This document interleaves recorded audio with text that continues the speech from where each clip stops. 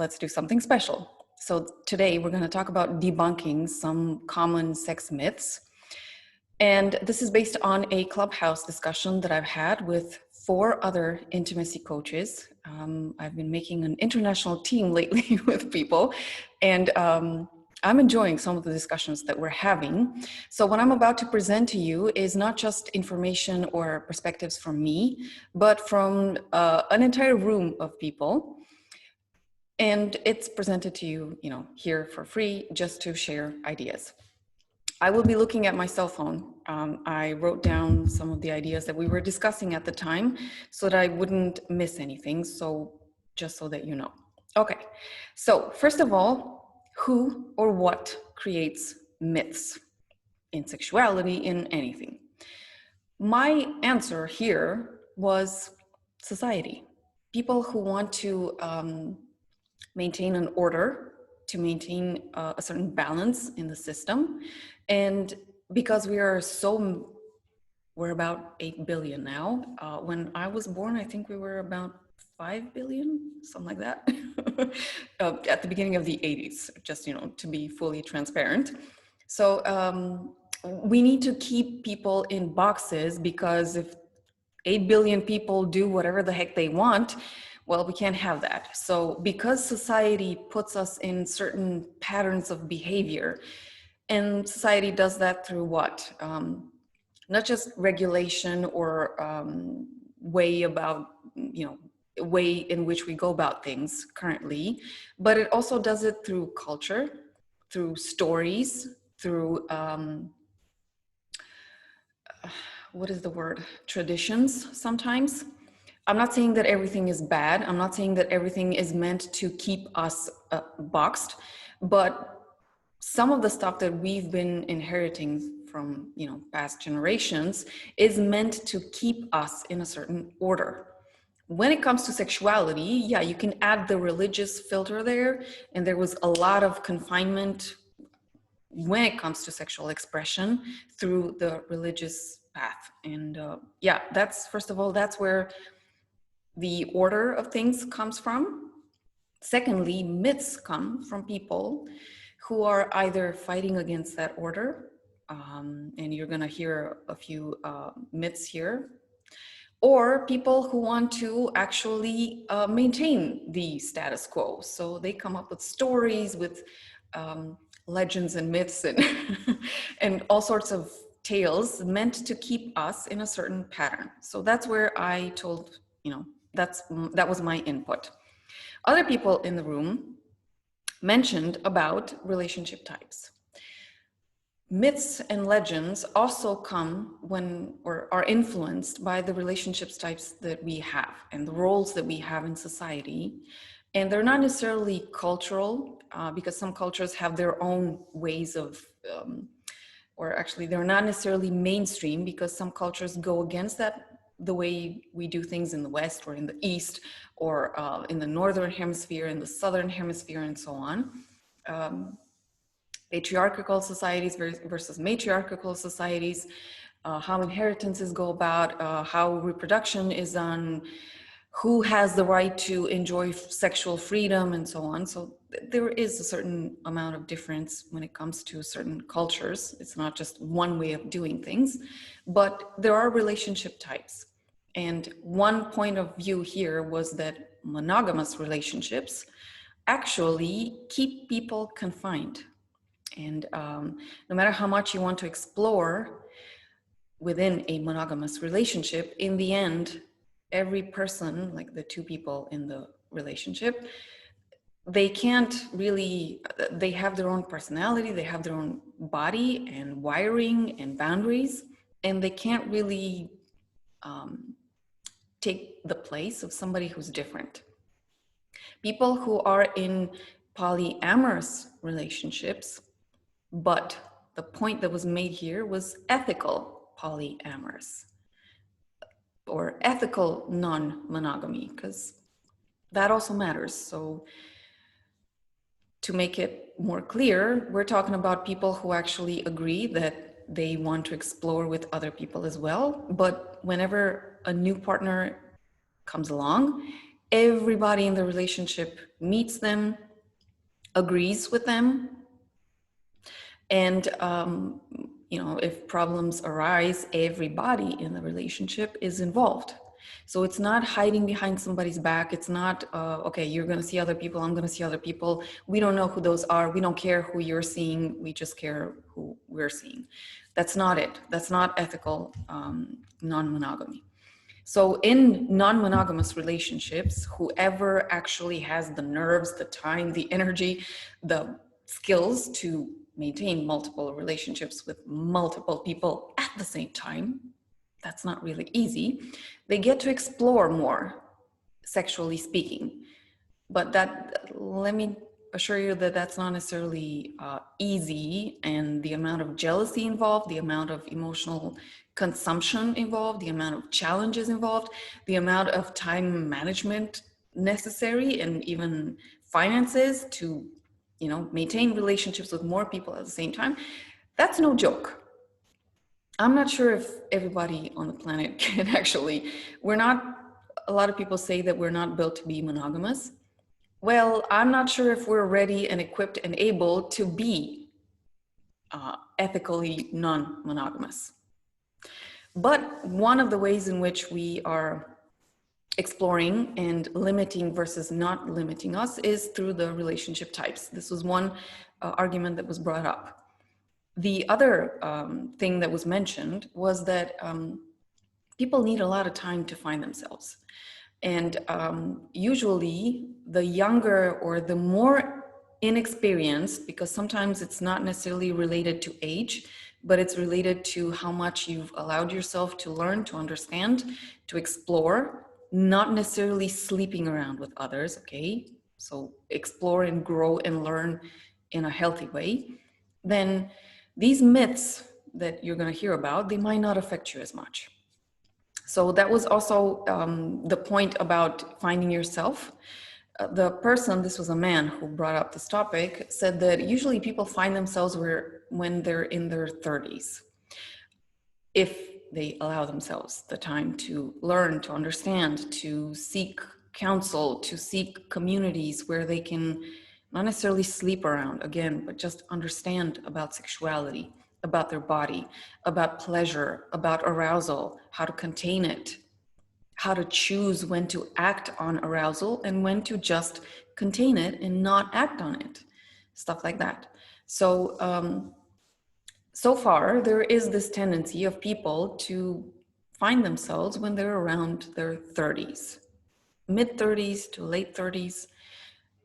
And, if you're more open, let's say if you're in your 20s and watching this channel and so many others, and you were lucky enough before the pandemic broke to go to a few communities, maybe tantric communities, somatic sexuality communities, BDSM communities, any other communities where pleasure, sexuality, the somatic, the body, intelligence was approached, then you've had some opportunities to learn more, and it's not related to your age. Now, about the myths themselves, here are a few myths that we've approached. First of all, size matters. That was myth number one, size matters. Well, I actually jumped in this one and I said, okay, I'm gonna take a stab at this one. First of all, compatibility in sizes matters. In Tantra, actually in the Kama Sutra, if you've ever read the book, there is a classification of sizes for both men and women, and they've split the sizes into 3 categories: small, medium, large. And they had these funny names. Let me see if I remember. For women, the small was deer, the medium was mare, as in the female part of the horse, and the large was elephant. And in the case of men, God, I hope I remember these, the small was rabbit, the medium was bull, and the large was horse, I think. If you've ever seen a horse taking out his sword from from the shield, then you know it's big. So yeah, those are the sizes. And it wasn't the point to insult anybody with that classification. The point was to then move on to say how there is a certain compatibility, usually small with small, medium with medium, large with large. That's the ideal compatibility, and or the ideal match in terms of sizes. And the second best match is one size down or up from yours. Meaning, if you are a small man or a small woman, then your second best compatibility is with the M. I'm not sure if extra small exists. Maybe there is such a thing. Kama Sutra didn't go about that, but that would also be you could match. If you're a small man or woman, you could match with somebody who's extra small. In case you're a medium-sized man or woman, then you can go with the first up, large, or the first down, small. And if you're large, the only second best match is one down, which is medium. If there is such a thing as extra large, then, one up from that, then you would also be a match with something like that. They never recommended for a small person to seek match with a large person. They did say if a small woman wants to pair up with a large man, she might experience pain. If a small man wants to pair up with a large woman, the woman might not feel much. They were very logistical in approach. So my perspective, first and foremost, was it's not that just size matters, it's compatibility in sizes. That is a thing. The second approach that somebody made was, okay, but there's more to sex than penetration. So you can go about sex just with touches, with toys, with accessories. So pleasure isn't just in the penetration. So if you're ever going to debunk this myth, okay, there's more to sex than just penetration. That is also true, obviously. Arousal, definitely a thing. And then there are positions that you can use in case you have a difference in sizes, positions that will make, I'm talking about heterosexual pairing here. If a woman's smaller, then there are positions that will make her vagina open even better. And if a woman's bigger, then there are positions that will make her vagina tighter just because it's positions. And if you want to look more into this, seek on my channel, Small Penis. I forgot the title. 3 essential things or essential aspects related to small penis. Just search on my channel, Small Penis, and that's it. Okay, the second myth, sex looks like in porn. Well, if you're somebody who's really, really young and you've had a lot of access to porn, you might actually be led to believe that. But that's not the case. It's not just what you see in porn.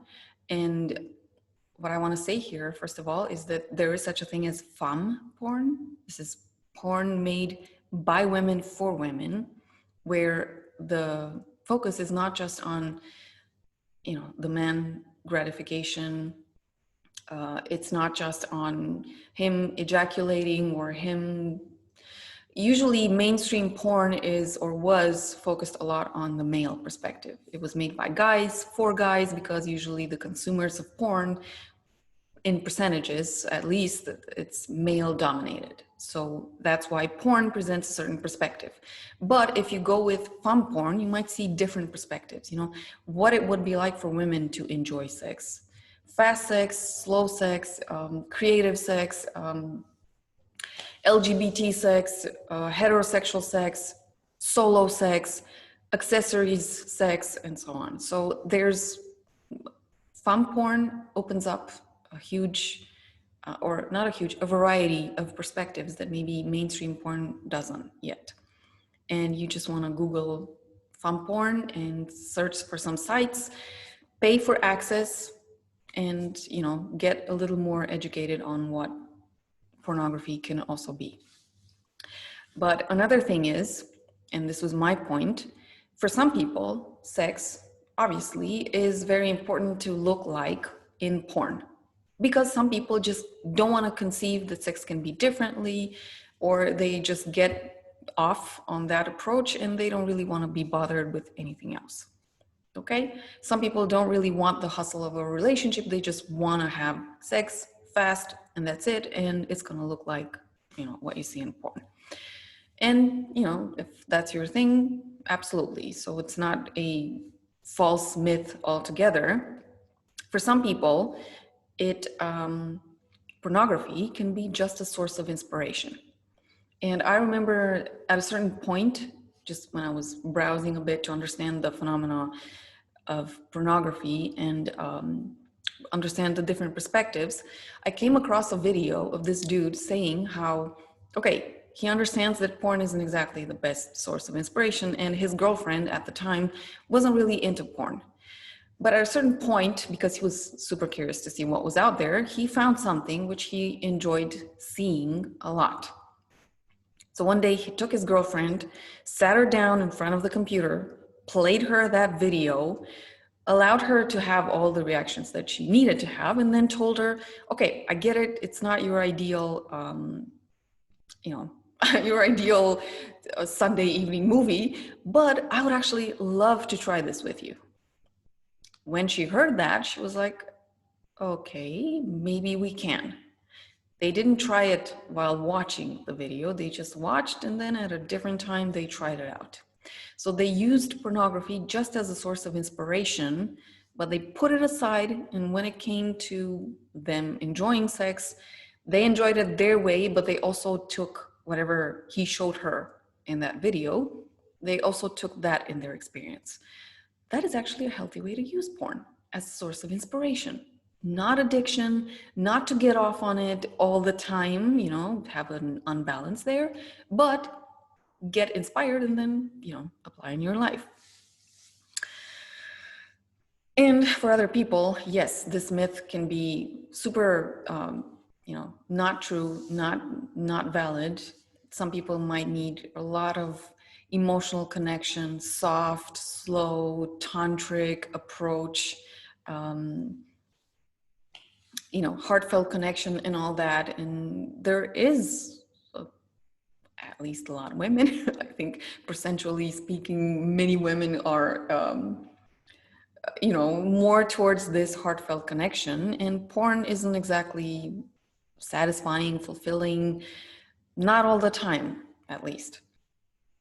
Okay, another myth, men are always ready, as opposed to women who need a lot of time. Well, that's not the case. And the guys in the room actually jumped to say, you know what, we guys also have emotional needs. It's not always that we're always ready. And just because we have an erection, maybe at a certain point, it doesn't mean that we actually want to engage in sex with the person that turned us on. Maybe we can't, so that's not necessarily the thing.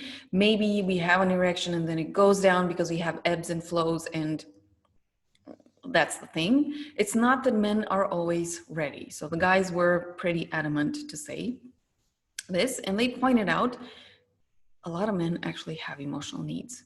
They don't really talk about them, especially when it comes to sexuality, for a variety of reasons. Maybe they weren't habituated in their guy circles to open up about emotions, and maybe they don't know how to do that. Maybe it doesn't fit the model of the strong, masculine, alpha dominating presence, and the woman they fear might not be turned on by a more emotional manifestation of a man. It doesn't mean that he's always emotional. It means that, maybe sometimes he would love to share about his emotions. He would love to cry. He would love to shout. He would love to be just, all concerns or whatever. And maybe they fear that their partner might not actually be turned on by them showing so much emotion. Okay, another myth. All orgasms are explosive. Well, what do you think? Usually when we're being shown orgasm in movies, let's see, it's this huge rise where at least the guy will go, have a huge discharge. Well, that's not always the case. And that's not always the case for both women and men. And sometimes orgasms are quiet. Sometimes they're really soft. And at least I can speak from my perspective because I live in a woman's body. If I haven't been sexually active for a few weeks or a month or 2 months, yes, that also happens sometimes, and I don't push myself. Then when I get back into it, actually the first few orgasms are really soft and not so earth-shattering. So I need to warm up again to the stronger, more potent, more intense orgasms. Also, which kind of orgasms are we talking about? Solo orgasms, partnered orgasms, accessorized orgasms, partnered and accessorized orgasms? What are we talking about? Because there's again a variety of orgasms. So in solo orgasms, again, speaking just from my experience, I don't want to bring up any of my clients or women in my community because I never got their okay on this. Solo orgasms, unless they're in a sleep state or barely awoken state, early in the morning, they are not necessarily as intense. That's comparing myself, being by myself and having orgasms. The most intense orgasms on my own, I did have them in my sleep. I'll be honest. What can I say? The second most intense orgasms on my own, I actually had them when I was using also accessories. A lot of them. I'm not going to get into details, but a lot of accessories. So the third intense orgasms when I was fantasizing about a very precise person. Yeah.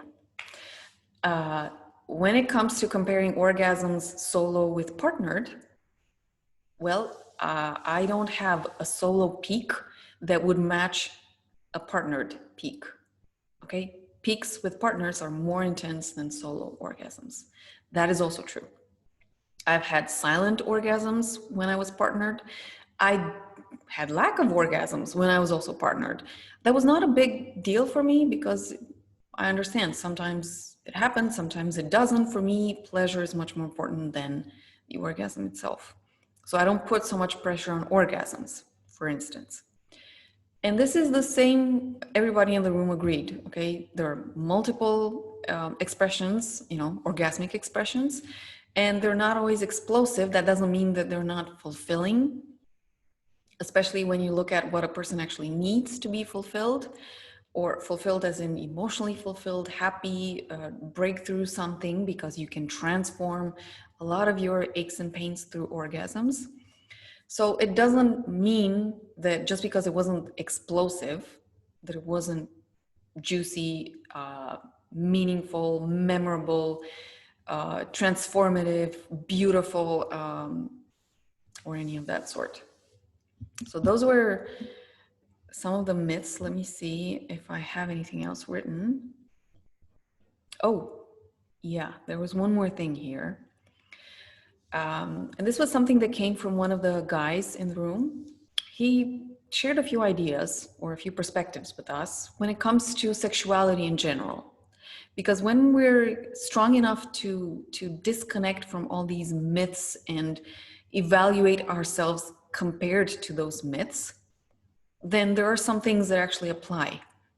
The first one is that everybody has sex in the best way that they can in any given moment. Yes, they can get better at it in time if they want to. This is always a choice. That is one. Sex is not just about, what it looks like or how do you compare to other people, but it's actually a time of coming together with somebody. It is a deeper connection. And most people in their lives actually dream about this.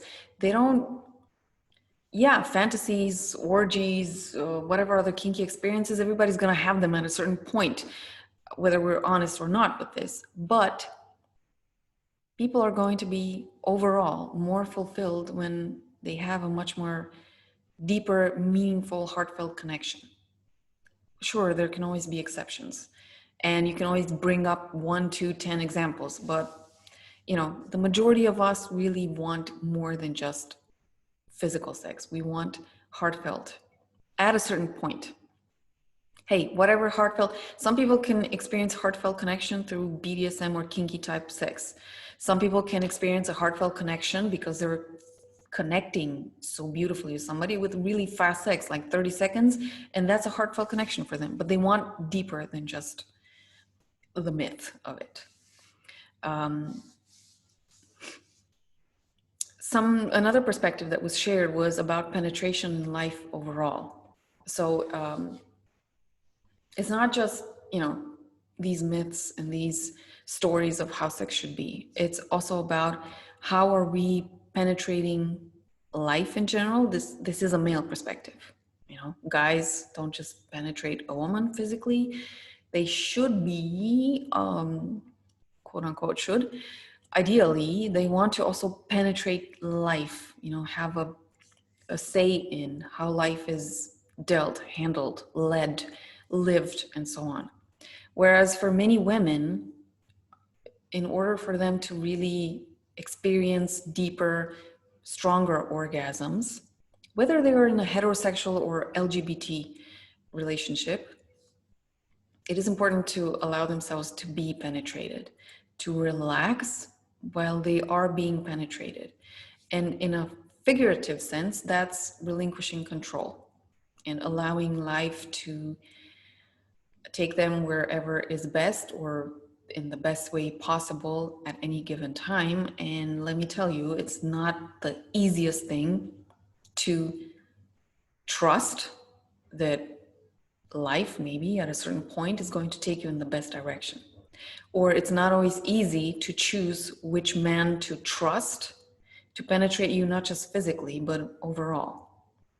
Because, even if a man will do their best, it's still, they might just not be compatible with any given woman. And even if they try, they just might not take that woman in the best place for her.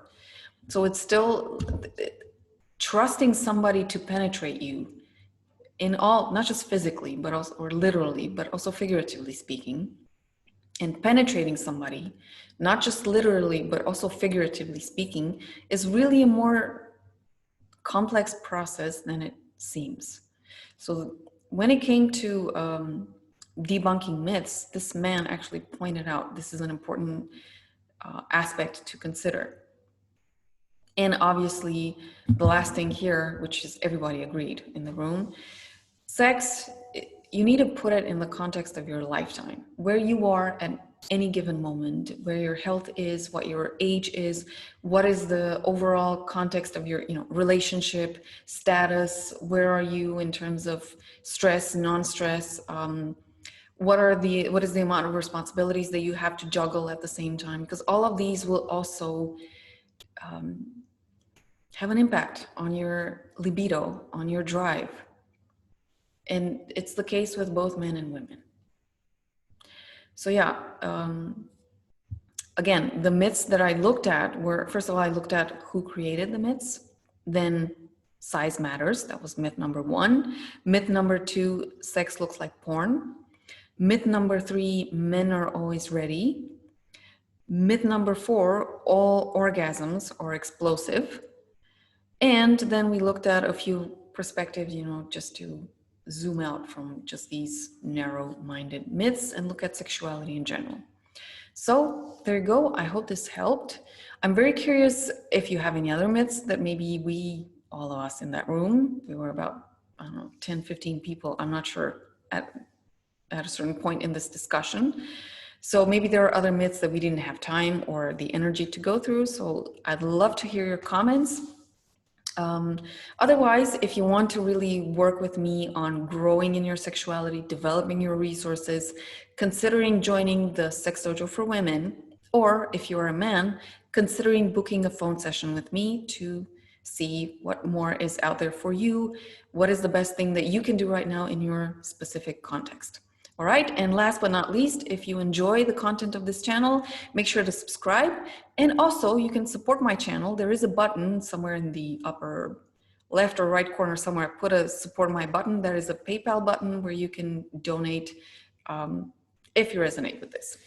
Okay, so I'll see you in the next video as a 5K subscriber celebration. And yeah, bye.